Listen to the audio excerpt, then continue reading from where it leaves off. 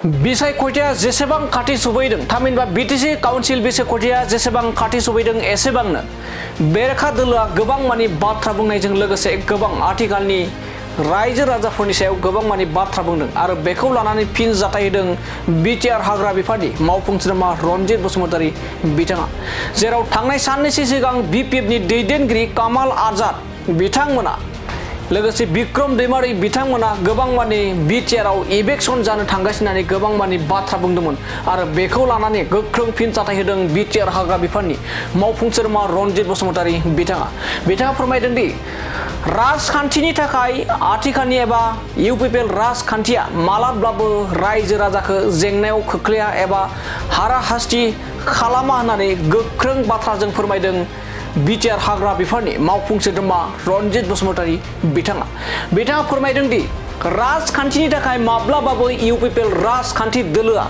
रायजो राजाखौ जेंनायाव खोख्लैया एबा हाराहास्ति खालामा होननानै बे समाव रोखा फोरमायदों बिटिआर हाग्रा बिफाननि मावफुं सोद्रोमा रनजित बसुमतारी बिथाङा आरो बे समाव रोखा फोरमायना होनो सानोदि एबा मख'नांगोन दि बिपिएफनि दैदेनगिरि कामाल आजाद बिथांमोना गोबां मानि फेसबुक पोस्टनि गेजेरजों आरो गोबां बिपिएफनि दैदेनगिरिफ्रा गामि ओनसोलाव थांनानै रायजो राजाफोरखौ फोरमायदों दि फैगौ समाव जुदि इउपिपिएल राजखान्थिया सरकार दाफिनोब्ला अब्ला इलेक्शन जागोन होननानै गोबां मानि राजखान्थिखौ बेले बेजे खालामनायखौ लानानै गोख्रों बाथ्रा फोरमायदों आरो बे समाव रोखा फोरमायदों दि मालाब्लाबो बिपिएफनि दैदेनगिरिफ्रा जेरैबायदि इलेक्शन जानायनि एबा इलेक्शन जागोन होनना बाथ्रा फोरमायदों बेयो गासैबो नंखाय। बे समाव रायजो राजाफोरखौ सांग्रां जानो होदों दि बिपिएफनि दैदेनगिरिफ्रा जेरैबायदि इलेक्शन जानायनि बाथ्रा बुंदों बेयो गासैबो नंखाय आरो बेखौ लानानैनो गोख्रों बाथ्रा फोरमायदों बिटिआर हाग्रा बिफाननि मावफुं सोद्रोमा रनजित बसुमतारी बिथाङा। दानिया फैदो बिदिब्ला बिपिएफनि माखासे दैदेनगिरिफ्रा गामि गामि हाबनानै इलेक्शन जागोन होननानै राजखान्थिनि जा बारहावा बे बारहावाखौ सोलायनो नाजानायनि सायाव बिटिआर हाग्रा बिफाननि मावफुं सोद्रोमा रनजित बसुमतारी बिथाङा मा फोरमायदों जों बिथांनिफ्राय आबुङै मिथिना लादिनि।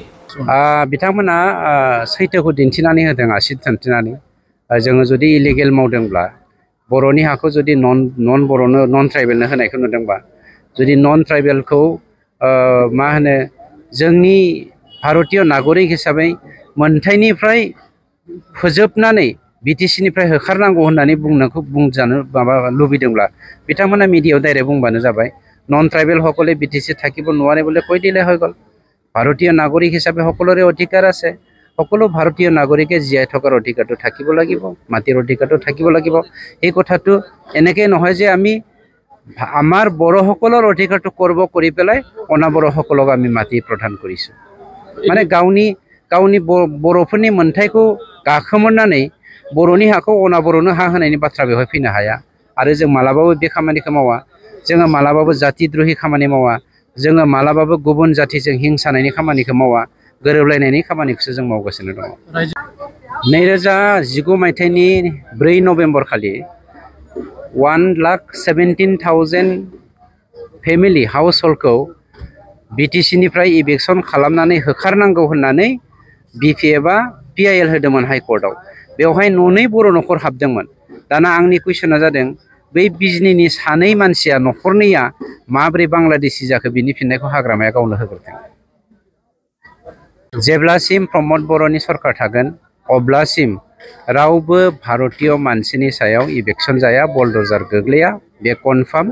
मानोना थांनाय गोबां बोसोरनि उनाव बिटिसिआव जोंनि सरकारा मानव गेदेरसि प्रमद बर' बिथांनि दैदेननायाव जों सान्तिखौ गायसननो हादों। गतिके सान्तिखौ बयबो बोजबनानै लादों। बे समाव सोरनिबा पलिटिकेल सार्थखौ जाफुंहोनो थाखाय जों बेवहाय इलेक्शन जानो होआ।